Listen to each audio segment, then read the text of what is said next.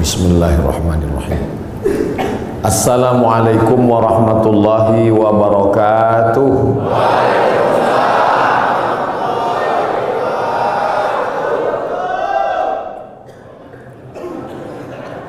Begitu kalau tentara menjawab.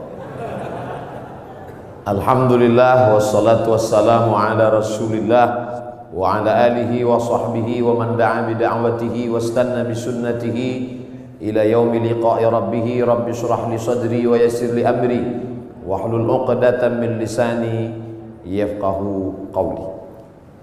Saya berceramah di tengah TNI, tentara ini rasanya sudah sering. Perasaannya ngeri-ngeri sedap.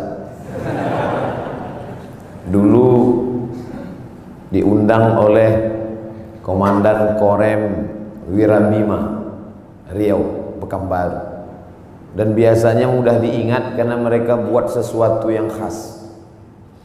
Itu teringat terus karena saya disuruh ceramah di atas mobil seumur-umur. Jadi ada sesuatu yang membuat kita teringat.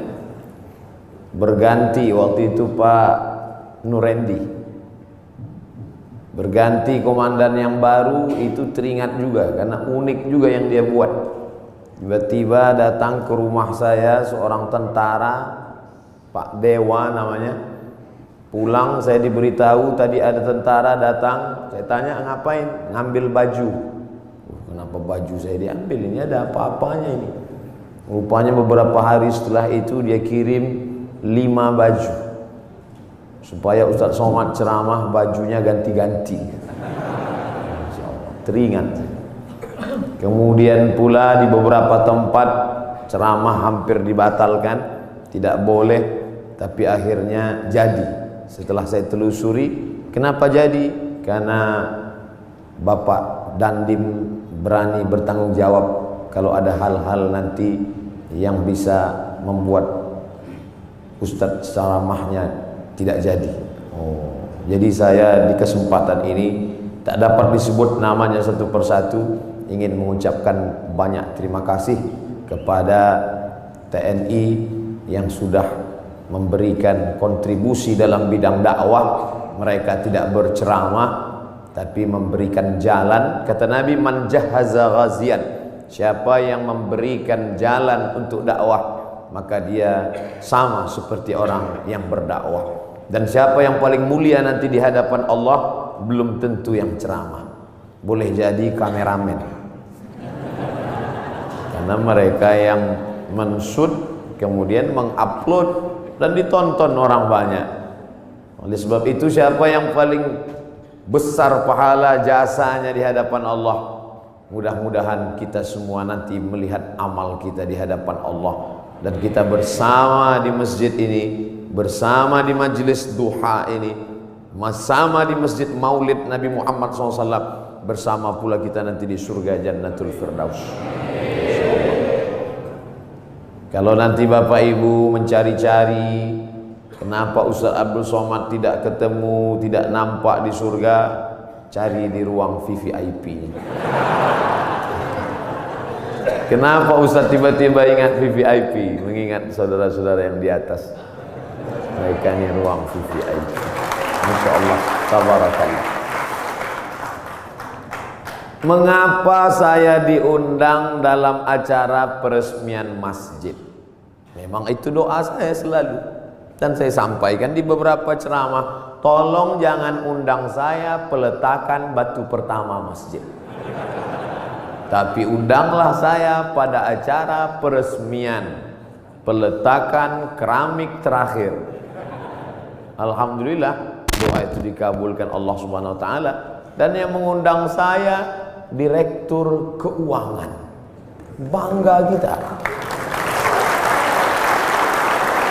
Tidak mungkin acara apapun terjadi kalau tidak ada izin dari keuangan. Semuanya bicara uang, materi, duit. Oleh sebab itu kebanggaan luar biasa. Dan ternyata Bapak Direktur Keuangan TNI, Bapak Brigjen TNI Temas, ujungnya titel saya lupa. Beliau tidak melupakan pendahulu beliau disebutkan yang ke-17, ke-18, ke-19, ke-20. Ini yang sekarang terjadi krisis di tengah masyarakat kita, melupakan orang masa lalu. Siapa yang melupakan sejarah, maka dia sudah kehilangan pondasi, rapuh. Ini bangunan tegak berdiri karena ada pondasi. Abu Bakar Siddiq tidak mau naik ke atas mimbar di lantai 3. Mimbar Nabi itu lantainya 3, 1, 2, 3. Abu Bakar kalau khutbah di lantai 2 saja, di tangga nomor 2. Ketika ditanya kenapa tidak mau, karena yang tegak di tempat 3 ini Nabi Muhammad SAW. Ketika Abu Bakar meninggal, naik Umar tidak mau di lantai tangga nomor 2, dia tegak di nomor 1. Di bawah. Ketika ditanya kenapa? Karena yang layak di sini hanya Abu Bakar, yang di sini adalah Nabi. Mereka dulu begitu, orang sekarang enggak. Malah dia ganti itu tangga semua, ganti yang baru.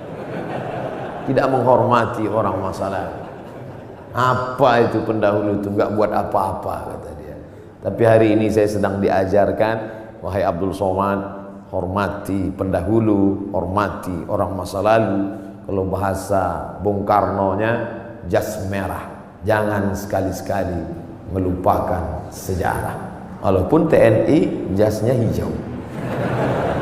Oleh sebab itu maka kadang ada nasihat itu sesuatu yang diutarakan dengan lisan, lidah, kata-kata.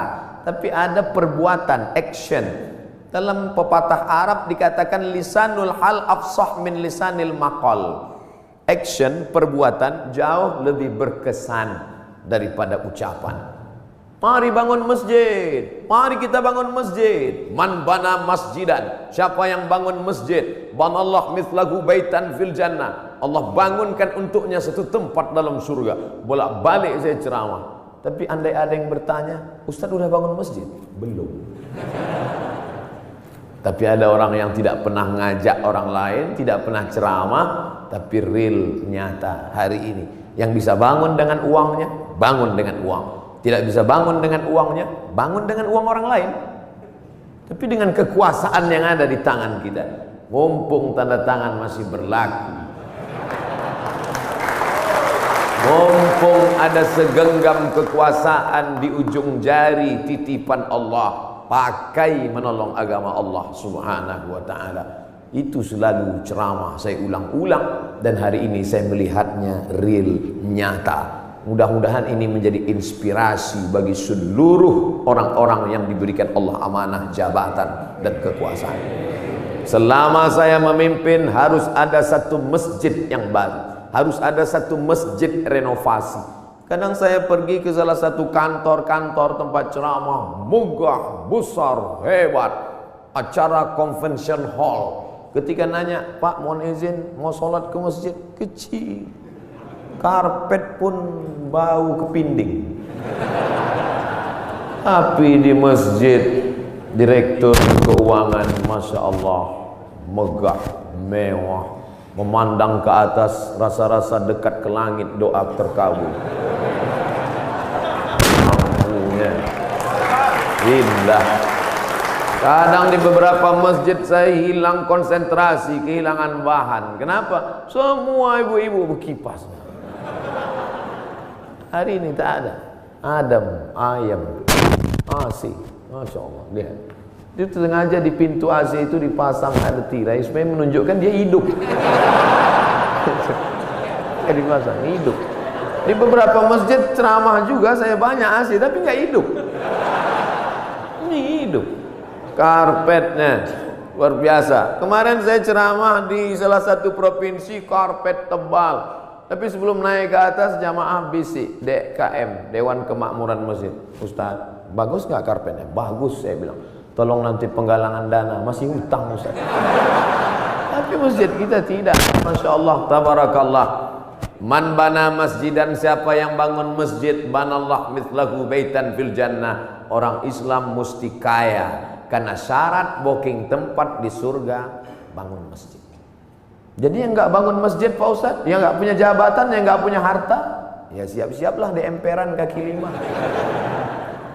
Jangan sedih, Karena pintu kebaikan bukan cuma hanya bangun masjid, ada pintu yang lain. Man shalla isnatai asyarata raka'ah, siapa yang salat 12 rakaat fil yaumi wal lailah, sehari semalam, bunya lahu bihinna baitun fil jannah, dibangunkan juga satu tempat di surga. Artinya apa? Yang bisa bangun masjid dengan materi, uang, kaya, kekuasaan, silakan. Yang nggak bisa, makmurkan masjid dengan solat sunat 12 rakaat. 2 rakaat sebelum subuh, 2 rakaat setelah zuhur, 4 rakaat sebelum zuhur, 2 rakaat setelah maghrib, 2 rakaat setelah isya. 12 rakaat. 2 rakaat sebelum subuh, 4 rakaat sebelum zuhur, 2 rakaat setelah zuhur, 2 rakaat setelah maghrib, 2 rakaat setelah isya. Salat sunat, simple, booking tempat. Bangun masjid sudah, salat sunatnya juga lancar, mantap. Sudahlah nggak bangun masjid, salat sunat pun enggak. Mau tinggal di mana? Masya Allah, tabarakallah, ditunjukkan bahwa segenggam kekuasaan bisa dipakai untuk menolong agama Allah subhanahu wa ta'ala. Ustaz Somad, ajarkan kami, ceritakan kami tentang Nabi Muhammad supaya kami merasakan bagaimana dekatnya dengan Nabi.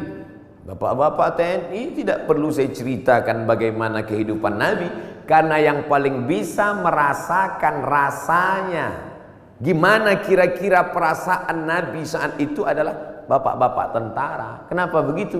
Karena Nabi itu kehidupannya sebagai panglima perang, panglima tentara. Nabi jadi Nabi mendapat wahyu umur 40. Berdakwah di kota Makkah 13 tahun. 40 tambah 13, 53. Memimpin perang terbesar bernama Perang Uhud di tahun kedua. 40 tambah 13, 53. Tambah 2, 55. Nabi di usia 55 tahun, perang Badar, naik kuda dari Madinah ke Badar, lokasi perang 150 km naik kuda. Tolong cari ustadz umat Nabi Muhammad yang umur 55 tahun naik kuda 150 km. Yang bisa melakukan itu hanya tentara, yang bisa merasakan sport, yang bisa merasakan naik kuda. 1 jam naik kuda sama dengan 1000 kali push up. Jadi kalau 150 km ditempuh Nabi usia 55, berarti 3000 kali push up. Siapa yang bisa melakukan itu? Saya nggak bisa. Saya ceramahnya aja mungkin bisa ikut Nabi, khutbahnya mungkin, tapi untuk melakukan seperti yang dilakukan Nabi Muhammad SAW, orang yang amat sangat sehat. Nabi umur 55 tahun memimpin perang 150 km, naik kuda 3000 kali push up menurut ilmu kesehatan. Hari ini apa yang dilakukan umat Muhammad umur 55 tahun? Membawa map ngurus pensiun. Jadi yang paling bisa merasakan itu adalah rasa sehatnya, rasa fit fisiknya, rasa kekuatannya. Iyalah, dia kan Nabi, kami kan manusia biasa. Ayatnya sudah dibacakan tadi. Wa ma Muhammadun illa rasul. Muhammad bukan Tuhan, Muhammad bukan malaikat, dia hanya seorang rasul. Qad halat min qablihi rusul. Rasul-rasul sebelum dia meninggal. Adam, Idris, Nuh, Hud, Salih, Ilyasa, Zakaria, Musa, Ibrahim meninggal dunia. Satu diangkat, Isa alaihissalam akan diturunkan di akhir zaman untuk menegakkan agama Allah Subhanahu wa taala. Tapi yang jelas bahwa sebagian nabi itu meninggal, mati, dicabut Allah nyawanya. Dia manusia biasa. Allah tidak kirim malaikat. Seandainya Allah kirim malaikat ke atas dunia ini, orang akan berkata, yalah dia bisa buat gitu, dia kan malaikat. Tapi kita semua bisa berkata, dia manusia, saya manusia. Dia sehat, saya sehat. Mohon maaf Ustaz Somad, tadi saya terlambat menyambut selamat datang karena olahraga dulu. Begitu kata Bapak Direktur tadi. Dan di sini ada olahraga memanah, ada pula olahraga berkuda. Memanah, berkuda. Persis seperti yang dipesankan. Alimu auladakum, ajarkan anak-anak kamu as-sibahah, berenang, ar-rimayah, memanah, warukubal khail, berkuda. Cuman yang saya heran, kenapa yang disebutkan cuman memanah dan berkuda? Berenangnya mana? Ternyata tentara tidak perlu disebut berenang, karena kalau tidak lulus berenang tak mungkin lulus jadi tentara. Memanah tepat sasaran.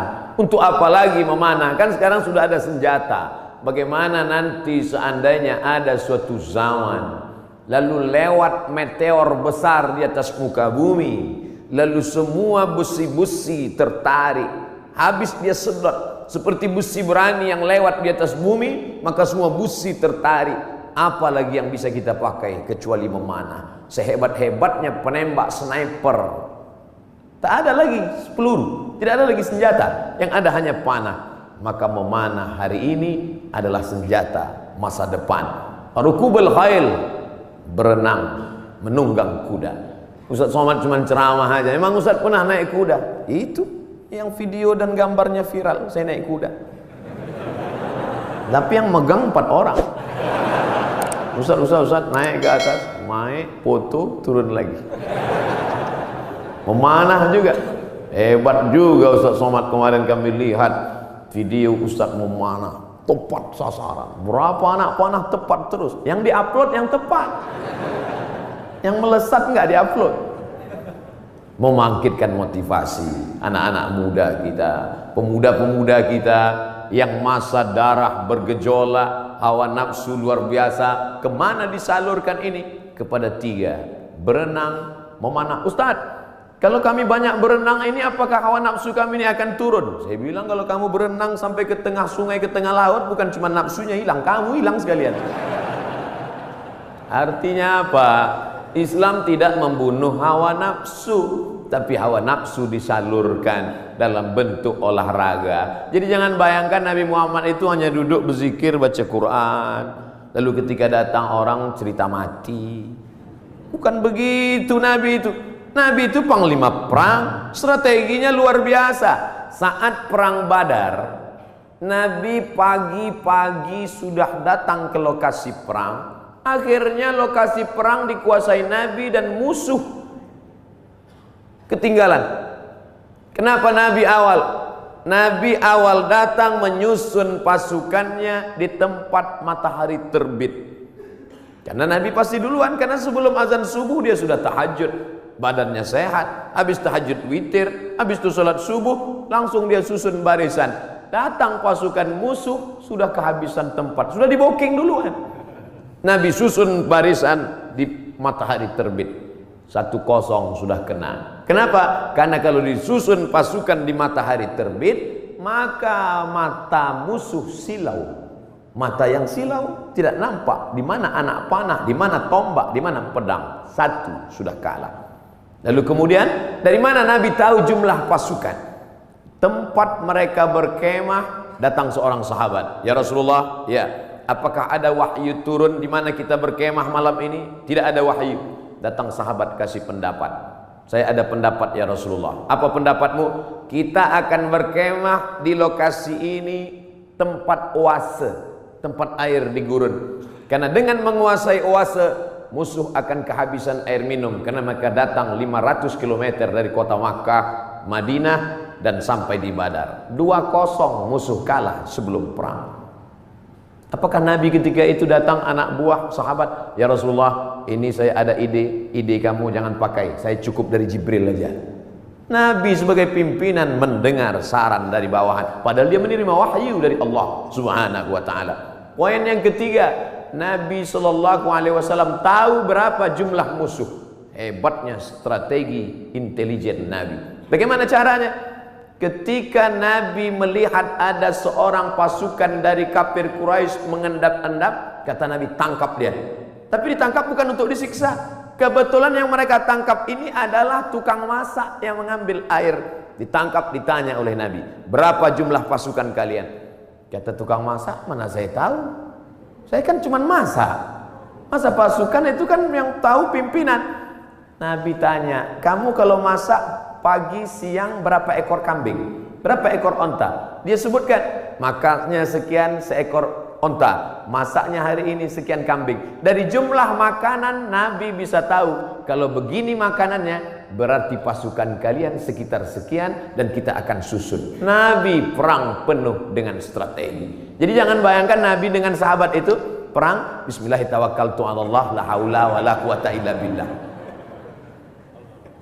Al-haqqu bila nizam yaghlibuhul batil bin nizam. Kebenaran yang tidak dimanage dengan manajerial yang baik akan dikalahkan oleh kebatilan, tapi diatur dengan manajerial yang baik. Nabi strategi cari tempat, dia menang. Strategi awal susunan barisan, dia menang. Strategi berapa jumlah pasukan musuh, dia menang. Setelah siap strateginya, baru dia berdoa di tengah malam. Saat dia berdoa itu dari Isya sampai subuh, datang Abu Bakar tengah malam mendekati Nabi. Hasbuka ya Rasulullah, wahai Nabi Muhammad, cukuplah berdoa itu, berhenti, doamu pasti dikabulkan Allah. Tetap dia berdoa sampai subuh. Lengkap persiapan mental, spiritual, kecerdasan intelijensia otak, dengan kelembutan hati berdoa. Hari ini orang hanya berdoa tanpa berusaha, berusaha tanpa berdoa sombong, berdoa saja tanpa usaha pesong. Pesong bahasa Melayu gila. Kesiapan inilah yang agaknya dimatangkan. Alhamdulillah hadir juga bersama kita Bapak Direktur Bintal, hadir bersama kita. Bimbingan mental, spiritual ini harus terus dijaga. Ustaz Abdul Somad, di keuangan ini harus terus mentalnya dijaga. Kenapa begitu Pak? Tantangannya luar biasa. Tantangan apa? Duit. Kalau diawasi kamera CCTV, ada masanya kabelnya dimakan tikus. Kalau diawasi CCTV, ada kalanya pemadaman bergilir. Kalau diawasi atasan, atasan akan keluar kota. Maka ditanamkan mental dia. Siapa yang mengawasi dia? La ta'khudhuhu sinatun wala naum. Dia yang tidak mengantuk, dia yang tidak tidur. Itu yang mengawasinya. Kemarin saya ceramah di Medan. Pagi-pagi selesai ceramah di masjid, makan. Ustaz Somad, kenalkan, saya Fulan dari Kodam 1 Bukit Barisan. Masya Allah. Ya Pak, makan. Allahumma barik lana fima razaqtana wa qina azabannar. Bapak enggak makan? Bapak enggak makan? Kenapa enggak makan? Puasa sunat, puasa. Astagfirullah. Yang ngajak puasa saya. Yang enggak puasa saya. Untungnya saya ada alasan. Ustaz enggak puasa? Musafir. Dari Riau ke Medan 600 km. Musafir. Sholat ada jamaah kosor. Untung ada musafir. Marilah puasa, marilah puasa. Jadi kalau ada di antara bapak-bapak puasa sunat, itu bukan untuk ngecilin perut. Kalaupun perutnya kecil karena puasa sunat, bonus. Tapi yang utama dari puasa itu adalah merasakan pengawasan Allah Subhanahu wa ta'ala. Mungkin di direktorat yang lain puasanya dikit, tapi untuk di keuangan ini mesti banyak puasanya. Kenapa? Karena pengawasan Allah harus ditanamkan. Masuk ke dalam WC, toilet, kamar mandi, kunci pintu kanan kiri atas bawah, nggak ada yang melihat. Andai diambil air seteguk diminum, nggak akan ada yang tahu. Jangankan seteguk, kepala kita masukkan ke dalam. Sebelum keluar dari kamar mandi, keringkan bibir, miringkan kepala. Buat agak-agak lemas. Siapa yang tahu? Panas hari ini ya? Iya panas. Tapi Allah kalau mau buka kan, tahu kenyang. Yauma tublas sarair, sampai masanya dibukakan Allah segala rahasia. Apa pelajaran di balik puasa sunat itu? Kalau bukan menanamkan kehadiran Allah, keberadaan Allah, pengawasan malaikat. Untuk apa pengajian-pengajian itu? Kalau dengan pengajian datang rasa takut pada Allah, kalau dengan pengajian makin ngeri menghadapi mati, kalau dengan pengajian takut makan haram, lanjutkan pengajian. Tapi kalau dengan ngaji cuman hafal dalil, mendebat orang, nyalahkan orang, ganti pengajian yang baru. Ganti dengan pengajian yang membangkitkan semangat rasa takut kepada Allah. Angkat takbiratul ihram, pandang hanya tempat sujud saja. Allahu Akbar. Namanya takbiratul ihram. Ihram diambil dari kata haram, yang sebelumnya halal menjadi haram. Kepala-kepala kita, yang gatal kepala kita, yang menggaruknya kita. Tapi ketika kita garuk lebih dari 3 kali, haram, batal. Pada saat itu orang hanya melihat tempat sujud. Siapapun dia, di saat itu salat kita sedang disadarkan bahwa kita sedang berada di depan Dia pencipta langit dan bumi. Kita serahkan semuanya kepada Dia. Inna salati wa nusuki wa mahyaya wa mamati lillah. Salat bukan gerakan. Salat bukan hanya ritual. Salat bukan bim salabim abrakadabra bacaan yang dihafal sampai kita pun tak ingat tahap yang kita baca. Satu hembusan nafas tuntas, iftitah, Fatihah, ayat. Bahkan sekarang kalau ada orang sholatnya lama malah diajak, itu si anu kok lama ya? Maklum, mu'alaf baru masuk Islam. Ente kok cepat? Udah lama, udah hafal Pak Ustaz. Padahal sholat adalah perenungan. Selain dari Allah kecil. Allahu Akbar. Jabatan ini kecil, tak ada apa-apanya. Kekuasaan ini kecil, tak ada apa-apanya. Yang besar hanya Engkau ya Allah. Kalau sudah mampu mengecilkan yang lain, membesarkan yang Allah, maka kalau dia hilang tidak akan terasa. Karena semuanya kecil. Banyak ibu-ibu yang sudah mampu membesarkan Allah sampai yang lain itu terasa kecil. Meninggal suaminya, slow aja. Ibu enggak nangis, kecil Pak Ustaz. Semuanya kecil. Ini hanya amanah Pak Ustaz. Ini hanya titipan Pak Ustaz. Kebetulan tercetus keluar dari mulut amanah. Masjid ini bernama Masjid Amanah. Lawan dari amanah, khianah. Amanah, khianah. Orang yang memegang amanah, al-amin. Orang yang mengkhianati amanah, al-khain. Ini namanya luar biasa, berat ini. Keluar dari amanah, khianah. Tidak bisa dibagi dua. Saya Pak Ustadz, kaki kanan saya memang amanah, tapi khianah sekali-sekali. Oh nggak bisa. Sifat orang munafik 3. Idza haddatsa kadzaba, kalau bicara dusta. Wa idza wa'ada akhlafa, kalau berjanji ingkar. Wa idza tumina, kalau dikasih amanah khana, berkhianat.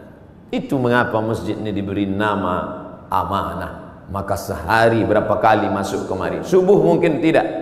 Subuh mungkin di Masjid Al-Ikhlas dekat rumah, mungkin di Masjid At-Taqwa dekat rumah. Tapi zuhur, asar. Tapi jangan gara-gara saya ucapkan ini lalu nanti takut sholat di sini. Kamu sholat di mana tadi? Masjid di luar aja lah. Kenapa nggak di amanah? Ngeri di situ. Kata Ustaz Somad. Masya Allah. Hati terus dikonekkan, jiwa terus didekatkan. Kalau sampai jauh dia akan kering. Bahwa kita semuanya lahir membawa iman ya. Iman ini sudah kita bawa sebelum masuk ke rahim ibu kita. Inna ahadakum yujma'u khalquhu fi batni ummihi arba'ina yawman nutfah. Kamu diciptakan dalam perut ibumu 40 hari dalam bentuk sperma. Summa yakunu 'alaqatan, berubah 40 hari dalam bentuk darah. Summa yakunu mudghatan, berubah 40 hari dalam bentuk daging. 40 hari air, 40 hari darah, 40 hari daging, 120 hari datang malaikat membawa roh yang sudah ready. Belum ada kulit, belum ada kuku, belum ada bulu, belum ada darah, belum ada daging, belum dibawa malaikat. Kita sudah bersama berkumpul di alam roh. Dan Allah bertanya ketika itu, alastu bi rabbikum, bukankah aku Tuhan kamu? Kita semua menjawab, bala syahidna, engkau Tuhan kami. Cuman ketika sampai ke dunia dia lupa. Karena lupa itulah maka dia disebut manusia. Karena manusia diambil dari kata nasya, lupa. Apa yang disampaikan Ustaz Somad tadi? Aku lupa. Kenapa kau lupa? Karena manusia. Kalau ingat terus namanya bukan manusia. Apa namanya? Panasonic. Ini yang merekam ini nggak akan lupa, ingat terus. Jangankan bapak ibu yang dengar ceramah, saya yang ceramah aja lupa apa yang saya sampaikan. Tapi saya diingatkan. Yang mengingatkan saya siapa? Jamaah. Ustaz kan ngomong gini dulu. Masa iya saya ngomong gitu? Ini MP3-nya, ini MP4-nya. Kamu dapat dari mana? Saya download Pak Ustaz. Di mana kamu download? Itu channel Ustaz Abdul Somad Official. Subscribe, like, and share. Jadi Masya Allah, internet ini luar biasa. Tadi bicara dengan Bapak Direktur Bintal, luar biasa merusak kepala anak-anak kita. Hancur kepala ini. Ustaz Abdul Somad, perhatikan ini gambar otak yang habis ditabrak truk, pecah, berderai. Yang ngundang saya ini psikolog, ibu-ibu. Ustaz, sebelum Ustaz ceramah coba lihat gambar ini, hancur berderai kepalanya. Yang ini Pak Ustaz, kepalanya utuh, sehat, tapi isinya hancur sama seperti ini. Kok bisa begitu? Karena website, karena internet. Tapi saya tidak bisa salahkan juga semua internet, karena orang kenal saya dari internet. Mencaci maki saya juga di internet. Oleh sebab itu maka pisau internet bermata dua, satu ke atas, satu ke bawah. Dipotongkan ke ayam, bagus. Dipotongkan ke bebek, oke. Dipotongkan ke sapi, bisa jadi hewan kurban. Tapi kalau ke atas memotong leher dan urat nadi, dia bisa mati. Siapa yang bisa mengontrol sekarang? Kalau bukan iman dan takwa kepada Allah Subhanahu wa ta'ala. Maka saya bangga, Ustaz Abdul Somad, ini imam kita, ini khotib kita, pakai baju tentara. Kami yang sipil yang tidak punya seragam ini terus terang amat sangat bangga melihat Bapak Ibu menjadi khotib, melihat Bapak Ibu jadi imam, melihat Bapak Ibu menjadi orang yang sholat berjamaah. Dulu susah kalau mau menasihati orang, mari sholat, mari puasa, mari berjamaah. Sekarang saya tinggal simpel aja ngasih tahu, anak-anak SMA, anak-anak pesantren, lihat itu, bapak tentara sholat di masjid, bapak polisi pengajian. Ibu-ibu pun mudah sekarang nasihati anak-anaknya. Lihat tuh, pak polisi sholat di masjid, pak tentara sholat di masjid, angkatan udara sholat di masjid. Pistol mereka besi, bapakmu nggak punya pistol nggak sholat. Mudah memberikan motivasi, mudah memberikan semangat. Oleh sebab itu kebersamaan kita ini, apapun seragam yang kita pakai, itu hanyalah casing saja. Apapun jabatan kita, itu hanyalah jalan saja. Yang kita cari adalah keridhaan Allah Subhanahu wa ta'ala. Kalau berhasil kita melewati ujian-ujian seragam, ujian kekuasaan, ujian jabatan, ujian dunia, ujian popularitas ini sampai kepada puncaknya, maka insya Allah mati kita husnul khotimah. Tapi kalau gagal kita dengan ujian ini, Bapak ujiannya beda, saya ujiannya beda. Ujian Ustaz Somad sekarang popularitas, kemana-mana mesti pakai masker. Kalau enggak semua minta foto. Saya kalau naik pesawat pilotnya minta foto, saya nggak terlalu risau. Pramugarinya minta foto juga. Ini yang saya payah, nggak susah sedikit. Pede sekali dia ngomong begitu. Bapak Ibu yang dimuliakan Allah Subhanahu wa ta'ala, tapi saya yakin dan percaya dengan istiqomah melaksanakan ibadah ini, dengan senantiasa menempelkan kening ini ke lantai, kita sadar bahwa kita dari tanah dan akan kembali kepada tanah. Yang di badan ini pun dari tanah, dilihat warnanya warna tanah, dan akan mati dimakan cacing tanah. Saat diangkat tangan sadar tanah, diusapkan ke wajah bau tanah, dan kau akan mati dimakan cacing tanah. Abdul Somad yang diciptakan dari api, tolong angkat tangan. Berarti setan. Dia sendiri ngaku, khalaqtani min nar, aku dari api, wa khalaqtahu min tin, dia dari tanah, ana khairum minhu, I'm better than him. Saya lebih mulia dari dia, saya lebih tinggi, saya lebih hebat, saya lebih agung. Kalau ada nanti orang berkata begitu, bisikkan saja, kau saudara setan. Oh, jangan ngomong gitu Pak Ustaz, terlalu kasar. Lembutkan sedikit, saudara setan. Dengan sholat kita sedang disadarkan siapapun kita tempelkan 7 anggota badan kita ke lantai, dari atas sampai ke bawah. Ujung kaki 2, ujung tangan 2, ujung lutut dua, satu kening menempel ke lantai. Mentang-mentang orang hebat, kekuasaan tinggi, tak mau menempelkan ke lantai. Allahu Akbar, tempel ke tiang. Enggak sah sholat kecuali sakit, duduk di kursi. Kalau makhluk di bumi tidak lagi mau mendengar kata-katamu, siapapun tak lagi memperdulikanmu, berbisiklah ke tanah, makhluk-makhluk langit akan mengaminkan doa-doa. Bangun di tengah malam, mengadu kepada Allah. Ngadunya pada Allah. Sekarang banyak orang ngadu ke Facebook. Semua diadukan di wall Facebook, Twitter. Makin dibaca komennya, makin stres, depresi, bersunyi-sunyi di tengah malam. Kalau sudah Allah berikan pertolongan, intan surullah, kalau kau tolong agama Allah, Allah yang akan menolong kamu. Lari ke atas bukit Safa, tidak ada air. Lari ke atas bukit Marwah, tidak ada air. Di mana air itu datang? Air datang bukan dari tumit Hajar yang mencari air, tapi air dari tumit Ismail yang belum pandai berjalan. Hanya bergeser saja kakinya di atas pasir, memancar air Zamzami, air berkumpullah. Cerita ini 3000 tahun yang lalu. Karena Nabi Ibrahim pindah dari Babilonia ke Palestina 1800 sebelum Masehi. Sekarang sudah 2000, lebih 3000 tahun yang lalu. 1800 tambah 2000, 3819 tahun yang lalu. Cerita tentang air memancar. Saya kira ini hanya ada dalam buku-buku, dalam Al-Quran, dalam hadis Nabi, dalam sejarah. Ternyata hari ini tentang cerita air memancar saya dengar lagi pagi ini. Yang cerita siapa? Bapak Direktur Keuangan, Ustaz Somad. Saya gali tanah untuk ngambil jeruk, keluar air. Itulah air mineral yang saya minum pagi tadi. Kenapa Allah berikan air ini? Andai tadi mereknya tidak dirubah, saya tak bisa bedakan ini air dari mana. Sama seperti yang selama ini saya minum. Dari mana air ini datang? Dari Allah. Untuk apa? Ternyata persiapan pembiayaan pondok tahfiz Al-Quran yang sudah dibina dari sekarang.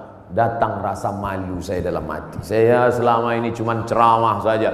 Siapa yang membantu pondok tahfiz Quran? Siapa yang membuka pendidikan Al-Quran? Siapa yang menolong anak yatim untuk sekolah bantu Quran? Itu yang akan menolong di hadapan Allah. Makanan yang kau makan akan busuk, pakaian yang kau pakai akan lapuk, yang kau sedekahkan itu yang akan menolong di hadapan Allah. Andai ada yang bertanya, berapa anak tahfiz Quran yang Ustadz tolong? Jangan tanya-tanya. Ternyata Bapak sudah buat duluan. Ini pondok tahfiznya, pembiayaannya dari mana? Allah yang memberikan. Makin kuat keyakinan saya. Lama-lama saya bingung. Saya datang kemari ini ceramah atau belajar? Ternyata ada ilmu yang ditulis di atas kertas, tapi ada ilmu yang datang dari Allah langsung real nyata. Intan surullah, kalau kau tolong agama Allah, yansurkum, Allah akan menolong kamu. Ayat itu dari kecil saya sudah hafal. Ayat itu saya pelajari di Al-Azhar Mesir. Tapi kalau ditanya mana buktinya nyata, itu Allah menolong Nabi Muhammad. Apa kata? Itu kan Nabi. Mana real yang nyata sekarang? Hari ini saya mendengarkan ceritanya, kisahnya. Hari ini saya nampak real dengan nyata. Kalau kau tolong anak yatim, kau tolong pondok tahfiz Quran, kau tolong orang menghafal Quran, Allah akan menolong engkau. Sumber air mineral yang lulus lembaga badan pengawasan obat dan makanan menyatakan air ini layak. Siapa yang memberikan? Innama amruhu idza arada syai'an ayaqula lahu kun fayakun. Ternyata tolonglah agama Allah ini. Jangan pernah takut dan jangan pernah cemas. Kadang-kadang kalau terlalu banyak orang menakut-nakuti kita, kita jadi takut juga. Kita sudah berani, tapi karena ditakut-takuti orang, kita pun jadi takut juga. Ini Ustaz cerita tentang siapa? Tentang saya. Saking banyaknya yang membuli kita, kita jadi cemas juga lama-lama. Tapi rupanya semakin banyak cerita kita dengar tentang turunnya pertolongan Allah. Ala inna nasrallahi qarib. Yakinlah pertolongan Allah itu dekat. Jangan pernah takut dengan akhir masa pensiun. Nanti saya akan makan apa, nanti saya... Berapa banyak orang berpikir nanti pensiun makan apa, malaikat maut datang malah sebelum pensiun. Malaikat maut tidak pernah datang melihat akte kelahiran. Berapa banyak orang sehat mati mendadak, yang divonis mati nggak mati-mati. Saya berapa kali ketemu ceramah dalam pengurus masjid Ustaz Somad. Nanti habis ceramah kita makan ya. Oke. Bedanya kalau di masjid lain setelah ceramah baru makan. Di kantor keuangan TNI sebelum ceramah udah makan duluan.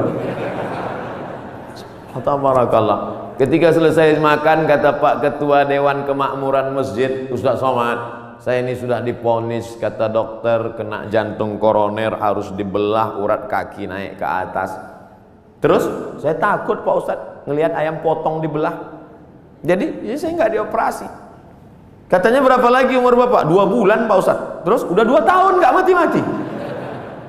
Bukan saya ngatakan Bapak Ibu nggak usah cek. Saya tetap medical check up, tetap ke rumah sakit, tetap tanya dokter. Termasuk kurusnya saya ini pun saya sudah konsultasikan ke dokter. Apakah saya ini sakit Pak Dokter? Kata dokter di Batam, Ustadz Somad, Ustadz kalau mau lebih berwibawa tambah beratnya dikit. Gimana Pak Dokter? Minum susu kental manis 3 kali sehari. Pagi segelas, siang segelas, malam segelas. Sebulan akan naik sekian kilo. Oke Pak, sebulan saya minum, timbang, tetap. Saya tanya, Pak Dokter, sudah saya minum kok nggak nambah? Kata dia, Ustadz terima aja, berarti sudah takdir Allah SWT. Yang penting saya sehat. Ini saya ceritakan supaya Bapak Ibu tidak terlalu memaksakan diet ingin seperti saya. Bapak gemuk, yang penting sehat. Ibu, bapak, yang penting sehat, beribadah. Apapun judulnya, hidup ini adalah ibadah. Karena tujuan Allah menciptakan kita, wa ma khalaqtul jinna wal insa illa liya'budun, ibadah. Cuman kekeliruan kita memahami ibadah terlalu sempit. Salat, zakat, puasa, haji, baca Quran, cuman itu ibadah. Padahal di kantor dari jam 8 pagi sampai jam 4 sore adalah ibadah. Kalau dipahami ini, ngurus keuangan negara TNI ini adalah ibadah ringan, dan kita tidak akan mungkin curang. Sebagaimana kita jujur dalam sholat, sebagaimana kita jujur saat di Masjidil Haram, begitulah kita jujur di kantor kita, karena pekerjaan kita adalah ibadah. Tapi jangan dibalik. Nanti pas azan zuhur, Allahu Akbar, Allahu Akbar, tetap buat laporan.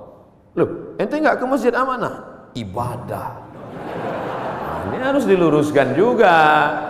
Ada ibadah mahdhah yang pure original, memang ibadah, ada rukunnya, ada syaratnya, ada wajibnya, ada sunatnya, memang ibadah. Sholat, puasa, itu ibadah. Tapi ada aktivitas sehari-hari bernilai ibadah. Ustadz, Allah tuh nggak adil loh Pak Ustadz. Loh, kamu bilang Allah nggak adil, bisa kafir, bisa murtad. Masa laki-laki enak bisa puasa sunat, laki-laki bisa zikir, laki-laki bisa baca Quran. Kami Pak Ustadz 9 bulan 10 hari nggak bisa ibadah. Ibu, hamil itu pun ibadah. Hamil itu ibadah, karena akan melahirkan anak-anak yang soleh. Sejak itu alhamdulillah ibu-ibu sudah punya jawaban. Kalau ada atasannya nanya, kamu ini sebentar-bentar cuti hamil, apa ini? Ibadah. Malah anak itu adalah ibadah yang tidak akan putus. Kalau ada di antara bapak yang rajin sholat duha, meninggal dunia, putus. Yang rajin baca Quran, meninggal dunia, putus. Tapi ada ibadah yang tidak putus. Waladun salihun, anak yang soleh. Apa tidak bangga Abdul Somad pagi ini? Anak tentara, hafal Quran, sekolah di Yordania, ngomong dengan Ustaz Somad bahasa Arab. Untung saya masih ingat bahasa Arab. Saya sudah pulang dari Arab 2006, 4 tahun di Mesir, 2 tahun di Maroko, S3 di Sudan. Saya cerita ini untuk ngasih tahu bahwa saya bukan Ustaz kaleng-kaleng itu.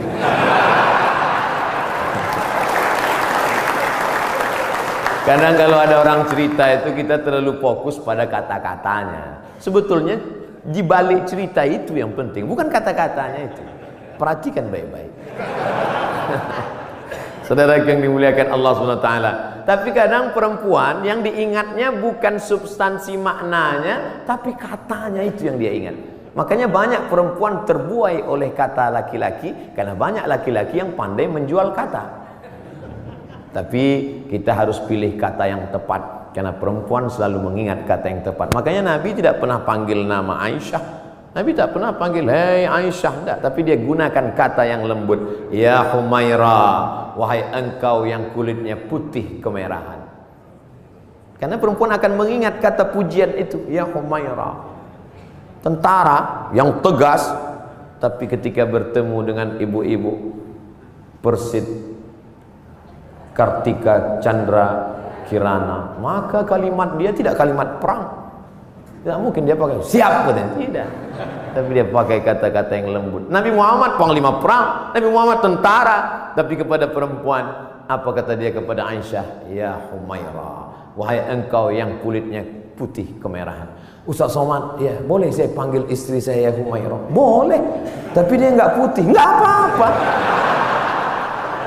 Menyenangkan hatinya, apa salah? Ya Humaira, jangan terlalu jujur. Ini pulang ke rumah manggil ya Hajar Aswad. Ternyata di balik seragam yang tegas itu, di balik tubuh yang berotot itu, ada kata-kata yang lembut, yang memukau, yang luar biasa. Karena di balik laki-laki yang sukses ada perempuan yang luar biasa, dan mereka hadir bersama kita pada hari ini. Mudah-mudahan kebersamaan di dunia ini menjadi kebersamaan peran perempuan. Man ala salasa banatin, yang membesarkan 3 orang anak perempuan fa'addabahunna. Kenapa Ustaz udah 2 kali ngelihat jam? Tentara ini disiplin. Makanya saya udah dikasih tahu, Ustaz akan sampai jam sekian, sarapannya sampai jam sekian, foto-foto sampai menit sekian, peresmian jam sekian, ceramah jam sekian. Dan saya memang dari dulu disiplin. Di mana-mana ceramah 60 menit sesuai yang tertulis di botol 600 ml. Pernah lebih, nggak pernah kurang. Tadi saya mulai jam 8.15, akan berakhir jam 9.15. Tapi ternyata ceramah di depan Bapak Ibu hari ini, waktu terasa begitu cepat berlalu. Sudah jam 9:05, 10 menit lagi berakhir. Padahal rasanya saya baru 5 menit aja di atas. Kata jamaah, Ustadz aja yang merasa cepat, aku udah lama kali udah. Bapak-bapak yang bagian ceramah, yang bagian kultum, yang bagian kata sambutan, itu pasti punya selalu ada rasa di hatinya. Kadang ada tempat itu kita ceramah terasa lama sekali. Kadang-kadang dilihat jam itu seperti tak bergerak. Tapi ada pula saatnya kita ngomong lancar, cair. Itu saya pribadi, itu tergantung jamaah yang mendengar. Kalau hati dia terbuka, itu kita lancar. Tapi kalau hati dia tertutup, apalagi mata dia tertutup, itu susah gitu. Terpaksa. Saya terus terang Bapak Ibu, ceramah ini dari pulang Maroko 2008, sekarang 2019, 11 tahun sudah. Masuk kantor, keluar kantor, kantor dinas, kantor badan, kantor polisi, kantor tentara, dari mulai Polres, Polsek, Polda, jumpa Pak Kapolri, jumpa dari mulai kan, mulai Dandim, Danrem, sampai jumpa semua. Macam-macam udah saya rasakan.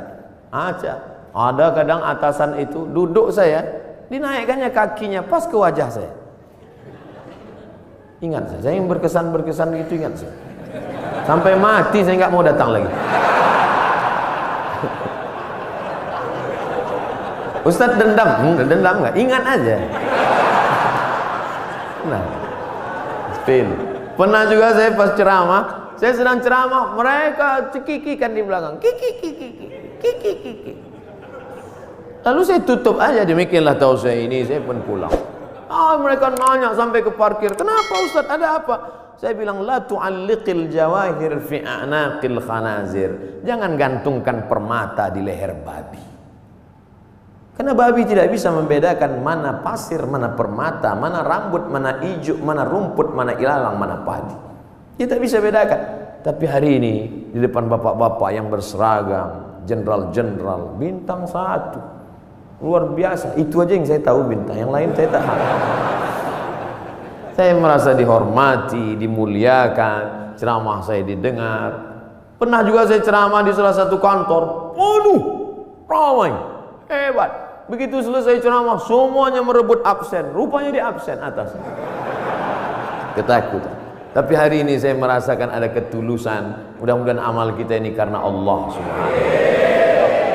Dari bunyi aminnya bisa saya tangkap, memang betul. Jadi bahwa masjid ini sudah diresmikan, sudah dibuka, sudah dilaksanakan sholat berjamaah, nikmat terbesar. Selesaikah?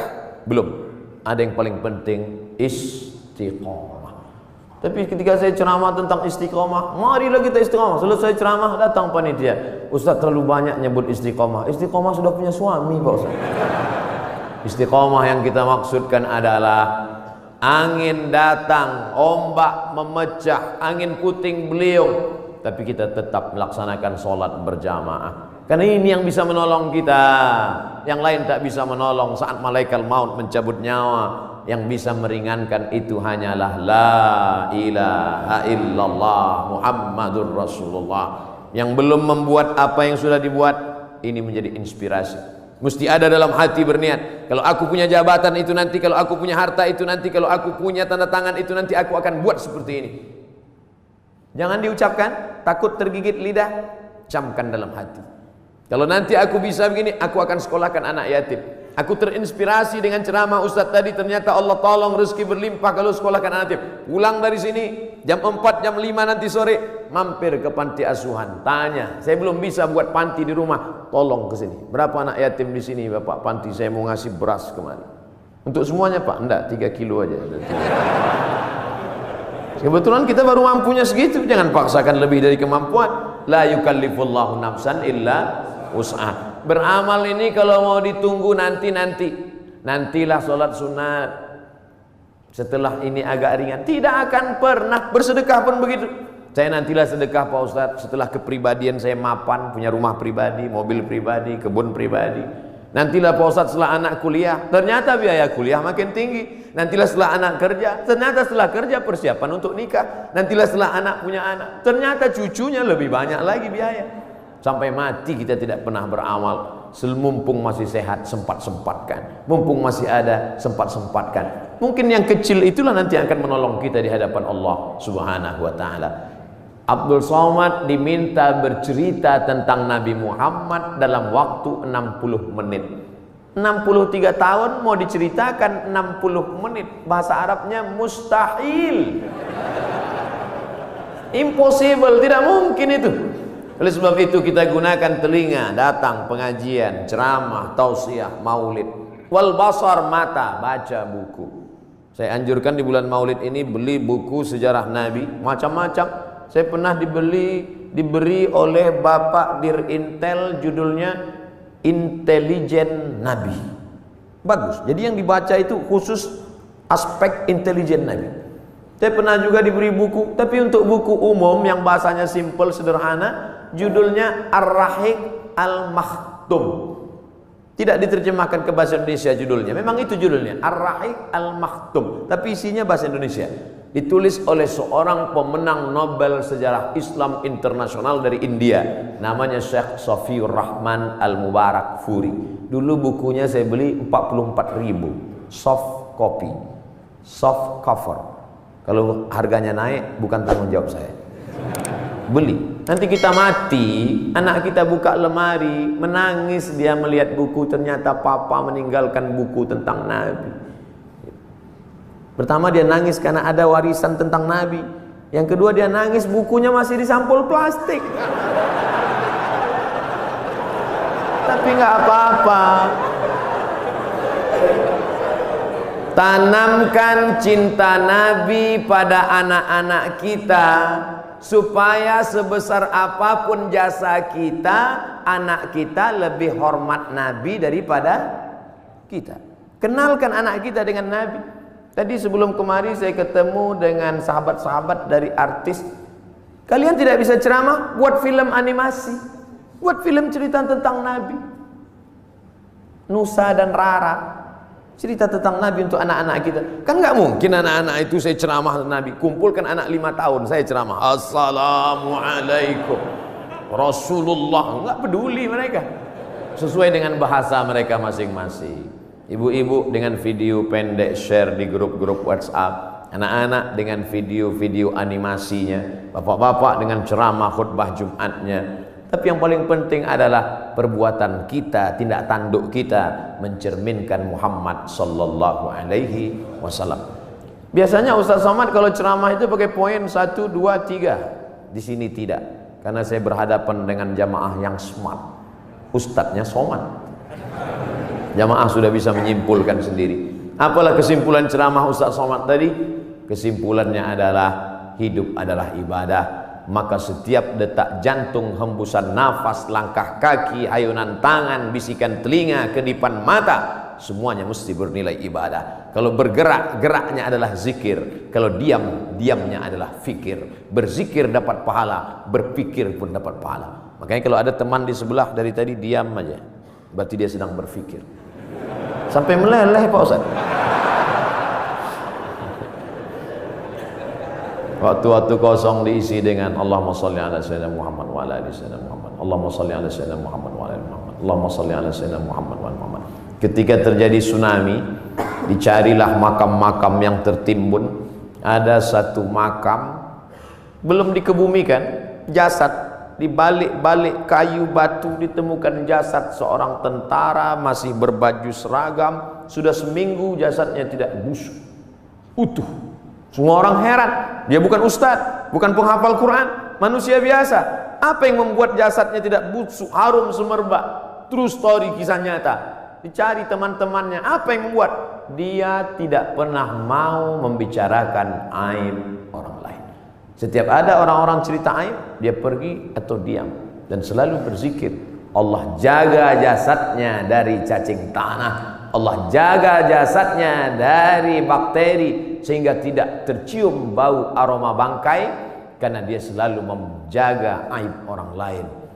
Amal kecil, simple, sederhana yang disangka tidak apa-apa, tapi ternyata besar di hadapan Allah Subhanahu wa ta'ala. Sebelum kita berdoa, saya minta request satu doa. Dimanapun Bapak Ibu berada, doakan Abdul Somad supaya mati husnul khatimah. Jangan sekarang, kita masih ada jadwal banyak lagi. Tapi mati tidak bisa di request. Jangan pernah takut pada mati. Yang perlu kita khawatirkan apa bekal kita bawa menghadap mati, menghadap Allah Subhanahu wa ta'ala. Di akhir majlis, majlis yang dihadiri malaikat, majlis yang dibanggakan Allah, majlis yang diaminkan oleh orang-orang soleh, mari kita berdoa. Mohon ampun banyak silap dan salah. Astaghfirullahalazim, astaghfirullahalazim, astaghfirullahalazim alladzi la ilaha illa huwal hayyul qayyum wa atubu ilaih. Ala hadhihi niyyah, untuk niat yang baik ini. Al-Fatihah.